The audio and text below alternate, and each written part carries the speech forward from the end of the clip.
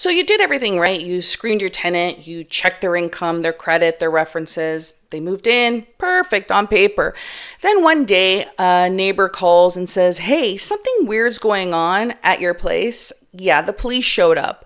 And suddenly your rental is being investigated for drug activity. You had no idea. But under Ontario's new law, you still could be held responsible.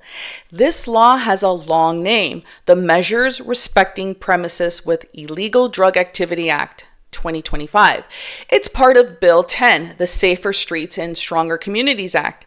And here's where it gets wild. It's already passed. It got royal assent on June 5th, 2025. That means that the Ontario legislature approved it and it's officially written into law books. But and this is important, it's not yet enforced. So what does that actually mean? It means the government still has to officially activate it with something called a proclamation order. Until that happens, the law is real on paper, but not yet being enforced. Just think of it like the government built the engine, but hasn't turned the key yet. So once the lieutenant governor signs that order, it'll go live, and that's when fines and penalties could start. The province can also write regulations to fill in the missing details, like what exactly counts as reasonable measures and what offenses are prescribed. So right now the act is passed, but waiting in the wings. And that's exactly why this matters, because it could switch on at any time and most landlords don't even know it exists. And now it's October 2025, 4 months later, and guess what? There's almost zero, no major coverage on CTV, CBC, or Global, practically nothing. No deep dive reporting. We've had months for the news to pick this up, but they haven't. Meanwhile, once the law is proclaimed, it will allow fines of up to $250,000 personally and $1 million if it's a corporation, if your property is tied to illegal drug production or trafficking, unless you can prove you took reasonable measures to prevent it. Even if you didn't know. And that's why we're here, because this could quietly become one of the biggest legal risks Ontario landlords have faced in years. It's part of their Safer Streets Act. No one talked about it because it was buried deep. Reporters covered car thefts, police powers, fentanyl laws, but skipped the section that changes everything for landlords.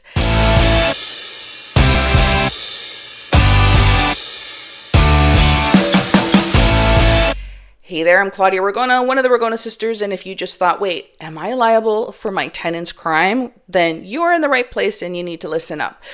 Stick with me because I'm going to explain exactly what this law says, what reasonable measures likely means, and how to protect yourself legally and safely starting now. So here's what the bill says. No person shall knowingly permit a premises of which they are a landlord to be used in relation to a prescribed offense. And then it says it is a defense if the accused establishes what they took all reasonable measures to prevent the offense. That's it. That's the whole rule. If your tenant runs illegal drug activity and you can't prove you took reasonable measures to stop it, you could be fined, even if you didn't even know. So what does reasonable even mean? And that's the scary part that nobody knows yet. There's no checklist.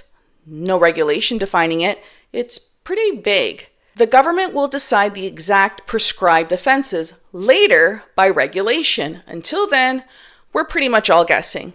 So even the industry is warning about this. TRREB and TRREB sent a joint letter to the Solicitor General. They said, and I quote, adding an open-ended duty under Bill 10 to take reasonable measures risks imposing an undefined burden on landlords. Translation, no one knows what counts as reasonable yet. And while the biggest real estate board in the country says undefined burden, that's not comfort. That's a warning. It's not just private landlords that are worried. TB News Watch reported that the Thunder Bay District Social Services Board, which is a public housing provider, is already asking the province how they're supposed to comply with this once it's in force. They literally said they're awaiting clarity. Then Yahoo News, in a piece syndicated from CBC, reported that Ontario housing providers are rattled because this could make them legally responsible for what renters do behind closed doors. And QP Briefing, the Queen's Park political outlet, quoted experts saying the law puts landlords in an impossible position. You can't legally barge into a tenant's home, but you're still supposed to prevent criminal activity inside. So let's make it simple. This law, once it's proclaimed, will have 3 key points. Number 1, you can't knowingly permit your property to be used for drugs.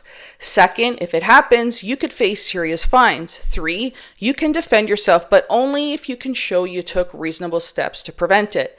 And because reasonable isn't defined, you have to prove you acted responsibly.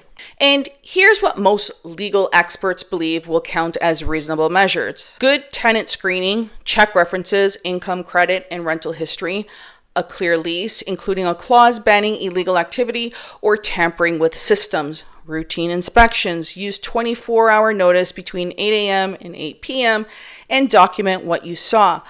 Then act on complaints. If a neighbor calls about odors or wiring, follow up, keep records, emails, photos, notes, anything that shows you were proactive. These are your reasonable measures. In Hamilton, police found over $1 million in cannabis plants inside an ordinary rental townhouse. Neighbors had complained about humidity and a weird hum for weeks. Then police went in and discovered once the walls were ripped open and the electrical was tampered with. The landlord had no idea. Insurance wouldn't cover the damage because it was linked to illegal activity. That's the nightmare this law targets, but it also shows how innocent landlords can get trapped into this. Now let's talk about screening. Some landlords are saying, fine, I'll just ask everyone for a police check. Well, you got to slow down there because you can't do that, not unless you get consent, and only if it's relevant to property safety. If you reject people because of unrelated records, you could violate Ontario's Human Rights Code. The code doesn't list criminal record as a protected ground in housing, but if your rule disproportionately affects certain groups, it's still discrimination. So stick to the objective criteria: income, credit, references, rental history.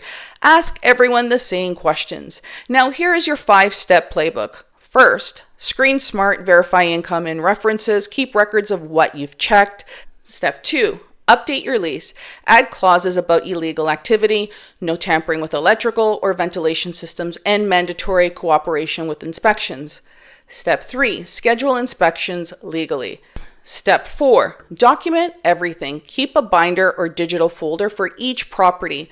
The applications, the lease copies, the notices, the photos, utility logs, emails with insurance or contractors. And step 5, call your insurer. Ask point blank, if a tenant illegal activity damages your property, you need to know if you're covered. Many policies exclude it. If yours does, you need to upgrade, because when something goes wrong, this binder becomes your shield. It proves you didn't permit anything. You took reasonable steps, but let's talk about what would actually happen if this law gets enforced and you were accused. If police believe your property was used for illegal drug activity, they could file a report under this act once it's enforced. The case could go through the provincial offenses court, not just the landlord and tenant board. You'd be contacted by enforcement officers and may have to show your proof, your screening records, inspection notices, communication logs. If you can't prove you took reasonable measures, you could face a fine. And in serious cases, a property could be subject to restrictions, or you could be billed for cleanup costs. So yes, once active, this law will have teeth. And it's not theoretical, it's just not live yet. That's why this record keeping we're talking about isn't busy work, it's your protection. And I get it. You're a small landlord, you're thinking, I don't have a legal team or a property manager, it's pretty much me. And you're not alone, because there's thousands of small landlords across Ontario who are in the exact same position, trying to do the right thing, terrified of being punished for someone else's actions. And that's why we're talking about it now, before someone becomes the example. Now, the big picture. Some saw this law is about public safety. They argue it helps police shut down organized crimes faster. But TRREB and other groups say it could push out small landlords who can't afford the risk. If you own one duplex or a basement suite, a single bad tenant could cost you thousands, if not hundreds of thousands of dollars. Would you still stay in the game? That fear alone could shrink Ontario's rental supply. And when landlords back out, tenants lose options, rents obviously climb, and everybody loses. So what is the middle ground here? The government could fix this by publishing a clear, reasonable measures checklist so landlords know exactly what to do. There's no guessing, there's no gray zones. That's what industry groups are asking for, and I don't see anything wrong with that.